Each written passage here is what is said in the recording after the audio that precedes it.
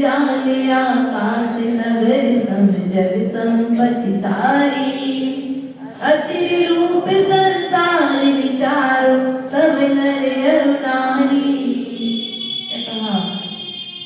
पर्वत पतित नदी सरिता जब बहकर नहीं हटता श्वास चलत जो। क्या हो रही है? श्वास चल रही है। घटे काट जो और सो।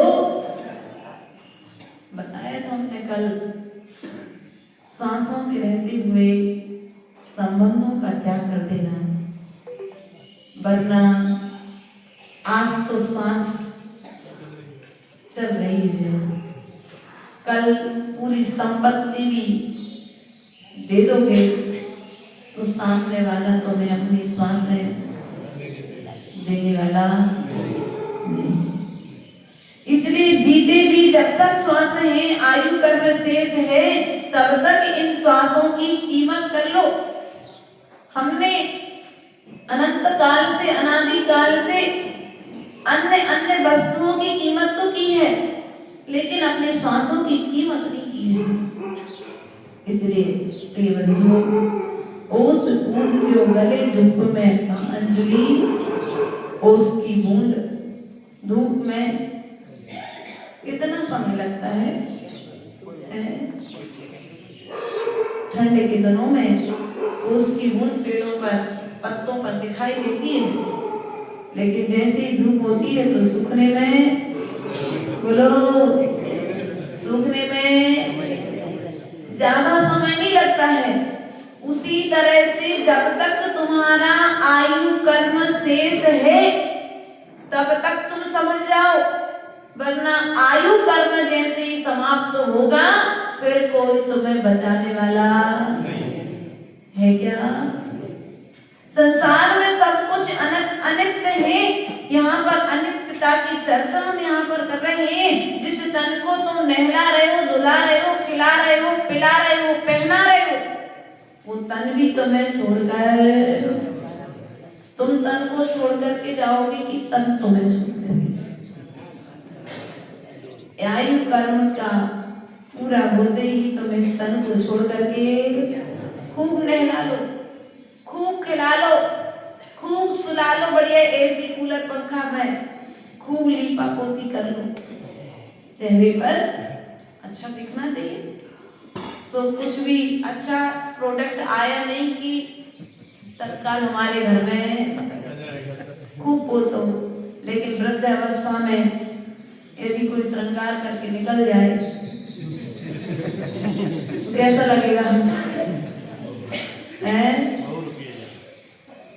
ये समझ जाओ, बहरूपिया जैसे श्रृंगार करके निकलता है, ऐसे यदि वृद्ध अवस्था में एक उम्र के होने के पश्चात में आप इस तन को श्रृंगारित करेंगे तो आप शोभा को प्राप्त नहीं। तन की नेचुरल स्थिति जब खत्म हो चुकी है, अब उसे आप बाहर से खूब सजा लो, लेकिन वो सजाने पर भी बुरा दिखेगा, अच्छा दिखने वाला नहीं है। इसलिए प्रिय बंधुओं, आयु कर्म के रहते रहते समझ जाओ, अभी समय हमारे हाथ में है, अभी समय हमारे हाथ से गया, अभी डोरी हमारे हाथ में है। यदि संभाल लोगे तो ठीक है, और कहीं यदि दूसरे ने आकाश में उड़ती पतंग काट दी तो फिर बोलो, पतंग की डोरी हाथ में रही लेकिन पतंग कहीं ना कहीं जाकर के जाएगी। उसी तरह से हमारी स्थिति में इस तन के श्रृंगार में हम अपना पूरा जीवन व्यतीत कर रहे हैं, इस उदर की पूर्ति के लिए। किसकी पूर्ति के लिए? उदर की पूर्ति। सोने के लिए कितनी जगह चाहिए संजीव? सोने के लिए कितनी जगह चाहिए? जितनी हाइट, और बैठने के लिए 2 फीट, अधिक से अधिक। कितनी भी बड़ी बॉडी बना के बैठेगा तो अधिक से 2 फीट, 2.5 फीट। टिकने के लिए ऊंचाई की अपेक्षा से है, खड़े होकर के टिकोगे तो जितनी हाइट उतनी, और बैठ करके टिकोगे तो जितनी बैठने में 2 ढाई 3 फीट आएगी उतने में, इससे ज्यादा। लेकिन तृष्णा, बोलो तृष्णा, पहनने के लिए एक साड़ी में तन ढकता है, लेकिन कितनी जोड़ी लगी? पेटी भर गई, दूसरी पेटी आ गई, तीसरी आ गई, लेकिन पेट तो भी कम पड़ती है। तो भी कम पड़ती है। अब देखो भुगत भोगी है बेचारे, भुगत भोगी हो आप लोग। पहनने नहीं, फिर भी देने नहीं किसी को। पहनने भी नहीं पर देने भी नहीं किसी को। पहननी भी नहीं है और देने भी नहीं। अब ये देखो सब अपने अपने अनुभव बताते जाते हैं।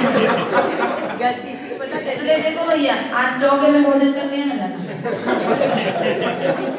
यदि बैठी होगी वहां भी लोग तो बजाएंगे, तो मंदिर में बैठ के क्या कर रहे हैं? इसलिए ध्यान रखना आप लोग। कृष्णा की खाई खाने के लिए 2 रोटी 4 रोटी 5 रोटी, अधिक से अधिक, यदि अच्छे से अच्छा खाने वाला भी तो 6 से 8 रोटी, 8 रोटी से अधिक व्यक्ति भोजन। लेकिन कृष्णा बोलो तो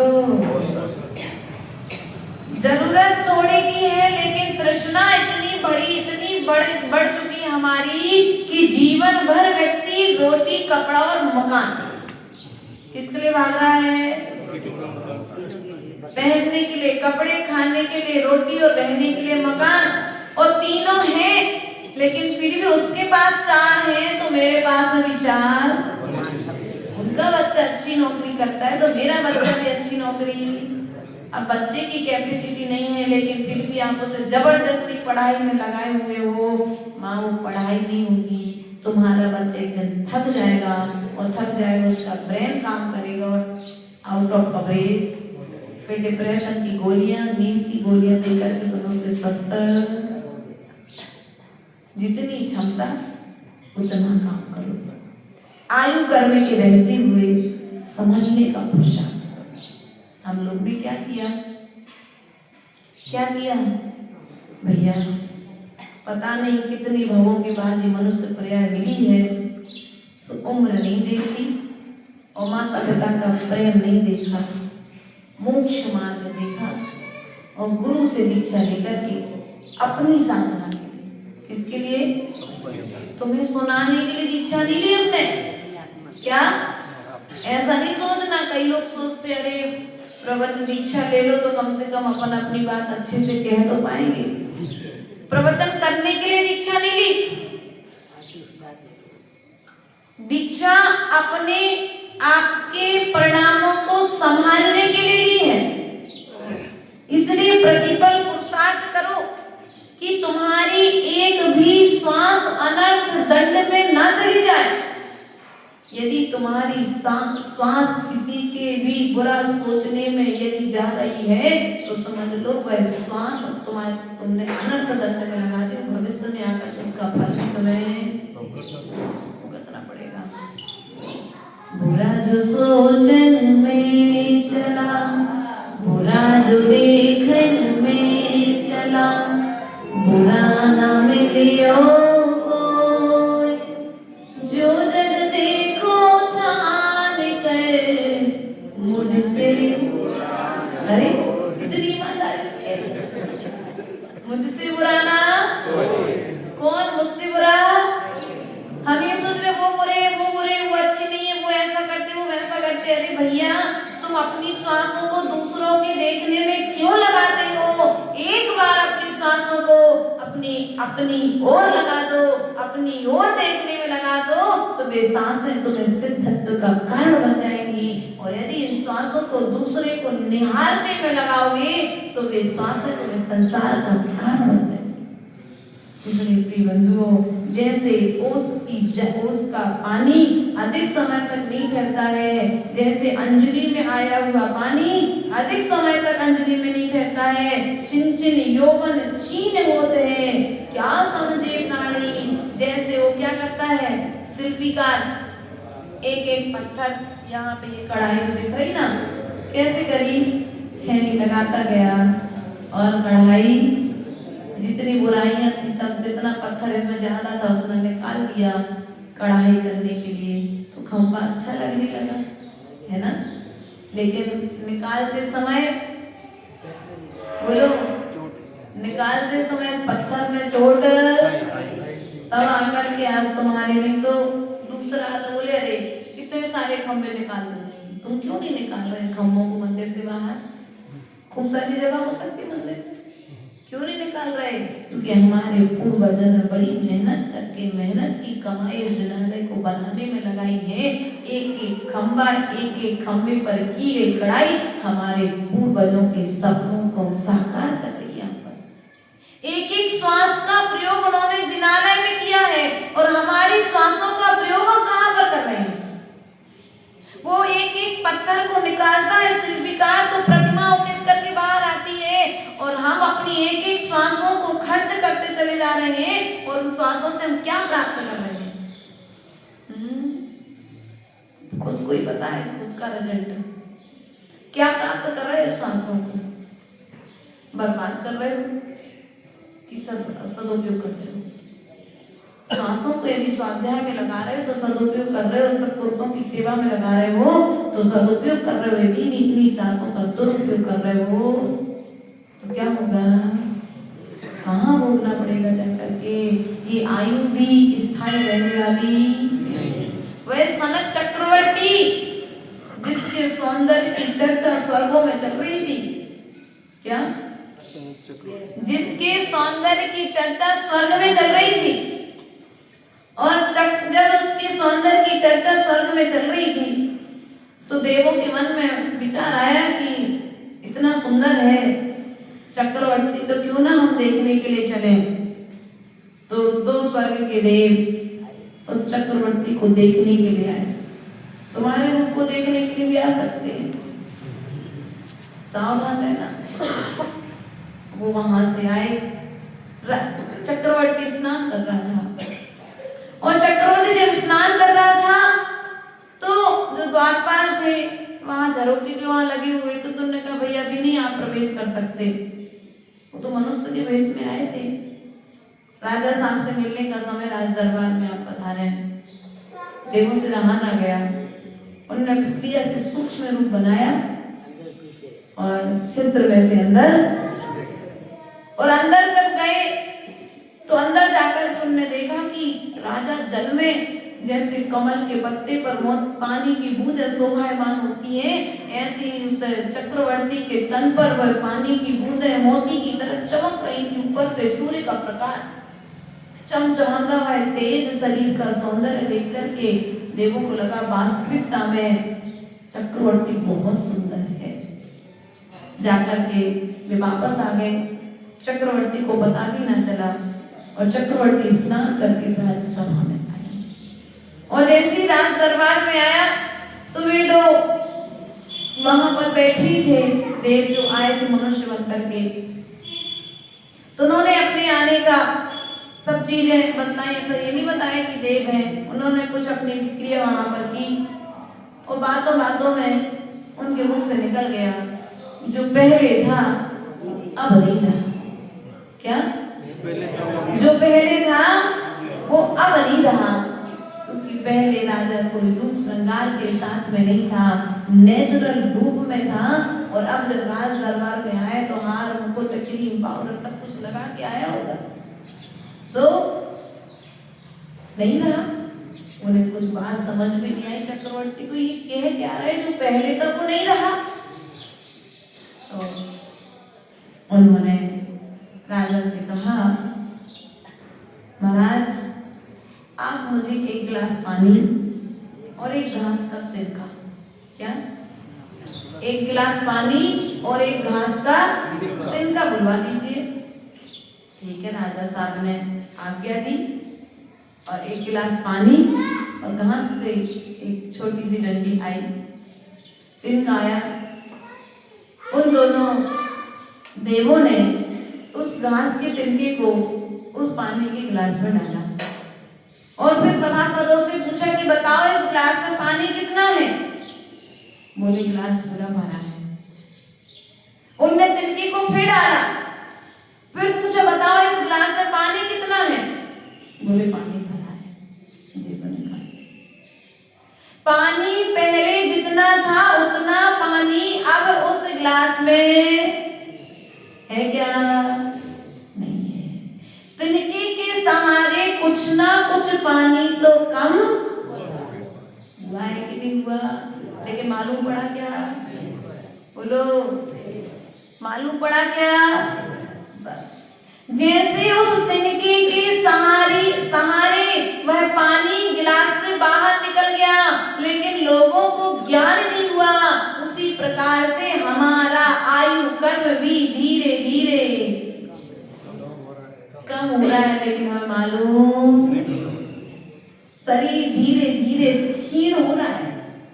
लेकिन हमें मालूम वो 20 साल पहले जो चढ़ाए में साड़ी मिली थी ना भाभी, स्वामी जी, मम्मी जी, वो छीन हो गई, रखे रखे फटने लगी।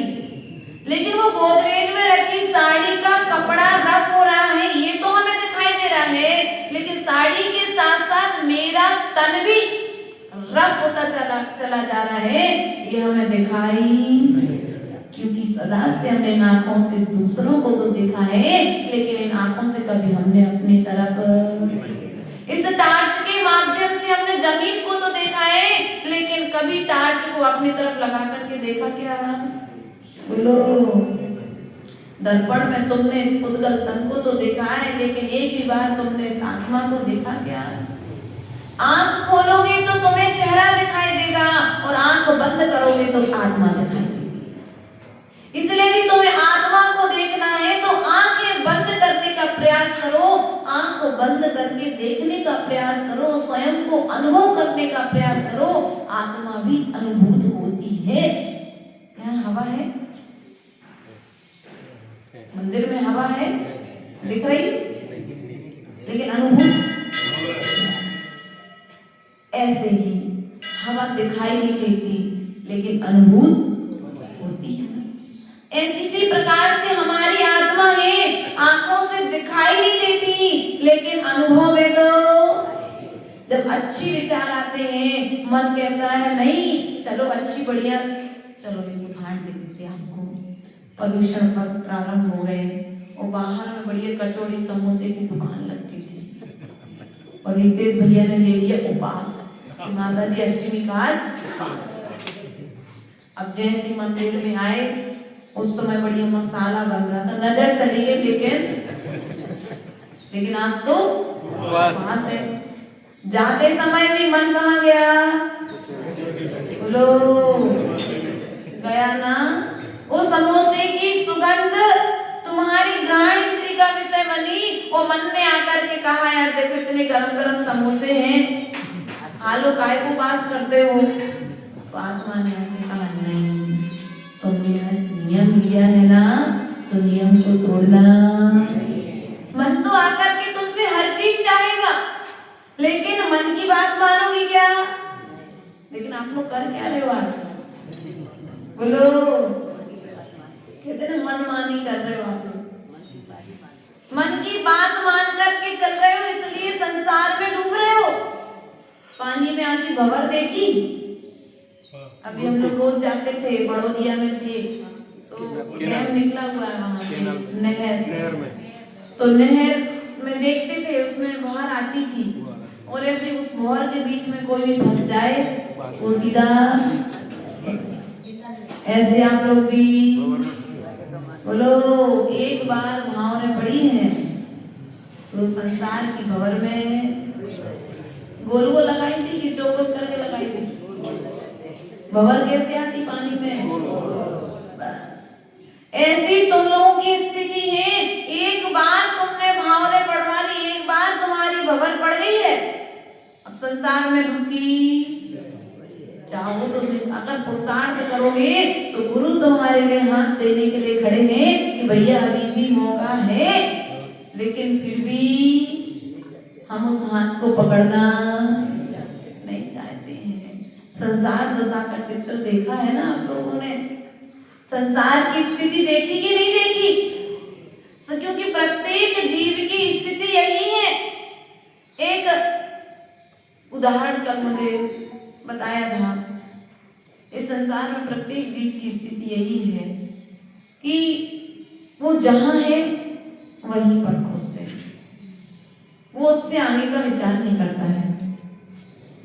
एक बार की बात है, एक सेठ साहब महाराज के पास में गए, और जब भी महाराज के पास में गए तो महाराज ने उनसे कहा, सेठ जी तुम्हारा 7 दिन के बाद मरण होने वाला है, एक काम करो तुम दीक्षा ले लो।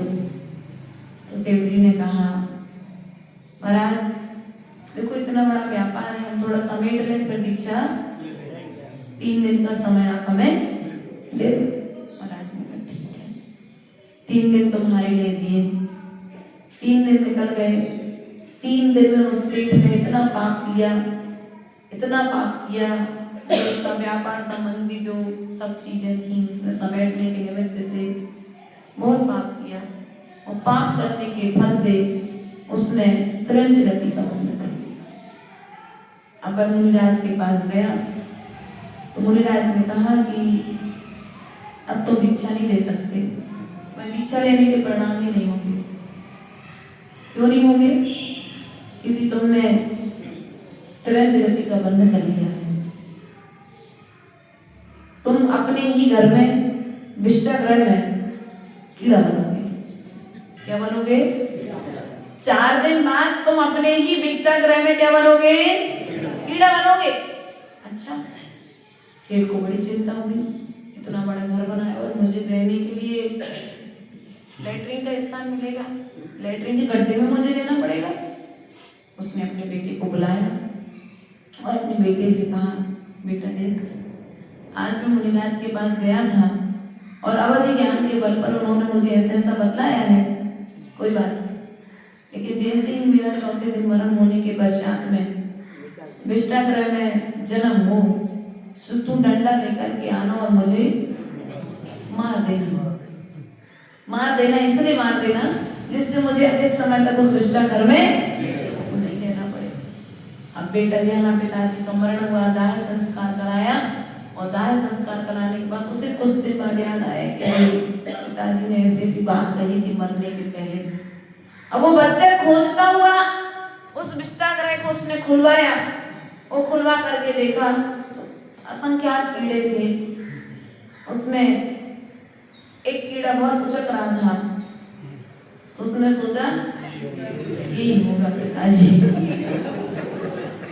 अब वो उस कीड़े को डंडा लेकर के मारने के लिए आगे पीछे हो रहा है, लेकिन वह कीड़ा भी अब बचने का प्रयास, उस कीड़े की तरह जब हम नरक निगोद त्रियंच आदि गतियों में थे तो हम सोच रहे थे कि मुझे एक बार मनुष्य गति मिल जाए, मैं संयम आदि धारण करके इस मनुष्य पर्याय को सार्थक करूंगा। लेकिन जैसे ही मनुष्य पर्याय मिल गई तो क्या मिल गए? बोलो, अब तुम्हारा कोई आकर के कहते कि भैया रितेश तुम्हारे पास समय ज्यादा नहीं है, लड़ने मत आ जाना भाई, उदाहरण समय ज्यादा नहीं है, फिर क्या करोगे? आप क्या करोगे? समेटने वाला काम करेगा। समेटने वाला काम करोगे और समेटने के चक्कर में तुम्हारी श्वास समाप्त हो जाएगी। कम से कम यदि आयु शेष बचे तो उन शेष दिनों में भी जिस व्यक्ति को कैंसर हो जाए, डॉक्टर स्पष्ट घोषणा कर देता है इतने दिन में, लेकिन उतने दिन में भी हम व्यक्ति को संयम को उपदेश नहीं देते, उतने दिन में भी हम उस व्यक्ति को गुरुओं के पास में ले जाकर के नमोकार मंत्र नहीं सुनवाते, उतने दिनों में भी हम उस व्यक्ति को घर पर रख करके अपने राग की पुष्टि करते हैं। इसलिए यदि वास्तविकता में आपके माता पिता ने आपके साथ में कुछ भी उपकार किया है, कुछ भी तुम्हारा भला किया है, तो उन माता पिता के ऊपर में तुम इतना उपकार कर देना कि अंतिम समय में यदि माता पिता गुरु के जनों के पास जाने लायक न रहे तो तुम उन्हें उनके पास ले जाना और अंतिम समय में गुरुमुख से नमोकार मंत्र सुनवा लेना। वही पिता यदि स्वर्ग का देव हो गया तो तुम्हारी समाधि में सहयोगी बनेगा। इसलिए प्रिय बंधु, क्योंकि यहाँ पर उदाहरण आया है, जीवनधर कुमार ने एक स्वान के लिए नमोकार मंत्र सुनाया था, और जब जीवनधर कुमार पर विपत्ति आई थी तो वह स्वर्ग का देवी सुदर्शन नाम का देवी उस जीवनधर कुमार की रक्षा करने के लिए स्वर्ग से आया था। इसलिए तुम्हारी जो श्वासें हैं वे क्या हो रही हैं, धीरे धीरे समाप्त हो रही हैं। इंद्रजाल आकाश नगर सम जग संपत्ति सारी। इंद्रधनुष देखा आकाश में, बोलो मौन है क्या, कल थी चतुर्दशी, आकाश में इंद्रधनुष देखा, कैसा होता है, देखने में कितना सुंदर लगता है, ऐसा लगता है काश मिल जाए, लेकिन उसे समाप्त होने में ऐसी तुम्हारे लिए जो शरीर दिख रहा है, संपत्ति दिख रही है, ये सब भी क्या होने वाले हैं, उस इंद्रजाल की तरह, उस आकाश में बने उस इंद्रधनुष की तरह समाप्त होने वाले हैं, शाश्वत नहीं है। लेकिन फिर भी बात समझ में, बड़े फूल करके चल रहे हो, अथिर रूप संसार विचारो सब नर अरु नारी, इस अस्थिर संसार के स्वरूप का विचार करो, सबको नर और नारी, स्त्री और पुरुष, संसार की असारता का चिंतन करते रहो। हमारी स्थिति कुछ उस दोने की तरह है। मिठाई की दुकान पर गए, चाट की दुकान पर गए, चाट भले कैसी बनाए चाट वाला, लेकिन फिर वो टेस्ट तो बाजार में ही आता है, घर में कहाँ आता है टेस्ट, क्योंकि वो थोड़ा सा उसमें पसीना डालता है ना, थोड़ा अगर सर्दी हो जाए तो लोजी भी तो तुम लोग कितने अच्छे से खा के आते हो, बढ़िया नहीं। देखो घर पर ये लोग विधि से बनाते हैं तो स्वाद नहीं आता वो बाजार जैसा, लेकिन वो थोड़ा सा बासा बासा, और तब अगर पोटी भी होकर के आ जाए तो हाथ कैसे धोए हैं, नहीं तुम लोग खा के आते बड़े चाव से, इसलिए तुम लोगों को खिलाने दिलाना, हम तो जाते ही नहीं है, तो हमें तो कोई टेंशन। लेकिन एक बार विचार कर लेना, आप घर में कितने शुद्धि से काम करते हो, वो सामने वाला कितनी शुद्धि से काम कर रहा है, और तो और देखो छोड़ देना यदि खाते हो तो। मैंने एक चीज और देखी, हम लोग एक जगह रुके थे, स्कूल के सामने ठेला लगा था, सामने वाले को जंगल जाना था, उसने डंका उठाया, जंगल गया, जंगल से आया, कोई डंका बढ़िया फुल्की के पानी में डाला और बढ़िया बोलो शुद्ध हो गया। आगे का प्रवचन दादी से करा और बढ़िया से तुमने चाव से बोलो। घर में यदि ऐसी कोई क्रिया हो जाए धोखे से तो अरे गिलानी करोगे, लड़ाई करोगे, गिलानी तो ठीक है, घर में भूकंप आ जाएगा, महाभारत हो जाएगी। इसलिए हमारा तो आपसे कहना है कि विवेक रखो, इस तन की पुष्टि में हमने क्या क्या नहीं किया है। तो दोने से बात आई, कहानी याद आती है। एक दुकान पर पड़ा दोना, बहुत दिन से सोच रहा था मुझे कौन उठाएगा, मैं कब से यहाँ पड़ा हूँ, और ऐसा पड़ा था कि जब भी कोई निकलता तो पैर लगता था, कोई झाड़ू लगाता तो झाड़ू लगती थी उस दोने में, फ्रेश नए दोने लगे थे, लेकिन फिर भी अभी तक उस दोने की कीमत। वह दोना पड़ा पड़ा विचार कर रहा था मेरा समय कब आएगा। और ऐसा एक दिन आया कि उस दुकान पर एक व्यक्ति सामान खरीदने के लिए आया। जब सब दोने खत्म हो गए तो सेठ ने सोचा भी दोना बहुत दिन से पड़ा, इस दोने को उठा लिया जाए। सेठ ने दोना उठाया, दोने में बढ़िया उसको अच्छा हाथ में लिया, उस दोने को अपने हाथों से साफ किया, साफ करने के पश्चात उसे बढ़िया अच्छे पानी से धोया, पोंछा, और पोंछने के पश्चात में फिर उसे बढ़िया। अब दोनों बड़ा खुश हो गया कि देखो आज मेरे पुण्य का उदय आया है कि लोग मुझे हाथ में लेकर के घूम रहे। सेठ मेरी कितनी सेवा कर रहा है, हाथ से पोंछ रहा है, पानी से नहला रहा है, बड़े दोना बड़े खुश होता चला जा रहा है। और ऐसे धीरे धीरे सेठ ने के पास मिठाई लेने के लिए आया व्यक्ति, उस सेठ ने उस दोने में मिठाई रख दी, और जैसे ही सेठ ने उस दोने में मिठाई रखी, सामने वाले ने बड़े संभाल के आहिस्ता से अपने हाथ में उस मिठाई के दोने को, दोना बड़ा खुश है, कितना खुश है दोना कि आज तो मेरी चांदी चांदी हो गई। कहाँ मैं पैरों में डला था, झाड़ू की मार खा रहा था, और आज मेरा पुण्य का उदय आया तो मैं दोने में सबके हाथों में, सामने वाले ने मिठाई का दोना लिया, बढ़िया 50 लाख की लग्जरी अच्छी बढ़िया गाड़ी, और जाकर के गाड़ी में बैठा, लेकिन दोना बढ़िया एसी में घूमने मिल रहा है दोने के लिए। क्या मिठाई के साथ दोने को एसी में घूमने मिल रहा है, बढ़िया दोना बढ़िया खुश है। और यहाँ पर घर पहुंचा, घर में पहुंच करके सामने वाले ने अपनी बीवी से कहा भैया ये मिठाई है, संभाल करके रखना। उस दोने के लिए उठाया, भगवान के मंदिर में रख दिया। यहाँ तक देखो कहाँ पैरों में डला था, आज भगवान के चरणों में बैठ गया। और जैसे ही चरणों में भगवान की पूजा संपन्न हुई, पूजा संपन्न होने के पश्चात में सामने वाले ने दोने को उठाया, मिठाई सबको बांटी और खुद खाई, और दोने को मरुड़ा और बस इतनी स्थिति। जब तक ये तन है, जब तक तुम्हारे अंदर सामर्थ्य है, तब तक तुम्हारी कीमत है। तुम्हारी सामर्थ्य गई कि तुम्हारी कीमत भी। जब तक इस तन के अंदर में जीव है, तब तक तुम्हारी कीमत है। जीव निकल करके दूसरी पर्याय में जाएगा, तेरा ही बेटा तुझे, तेरा ही बेटा हो, तेरा ही बेटा तुझे आगे लगाए रे, जीवन में पानी की बूंद।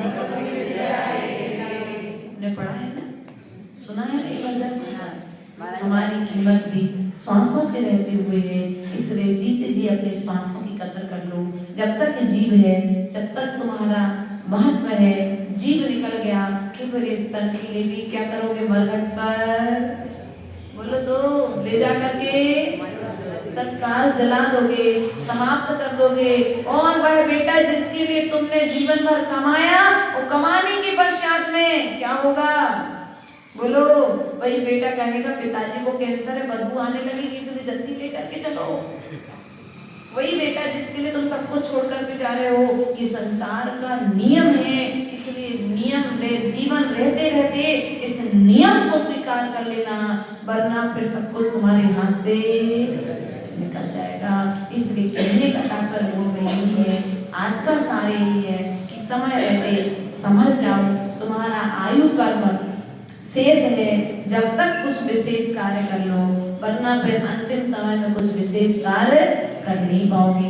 इन भावनाओं के साथ बोले भगवान महावीर स्वामी की।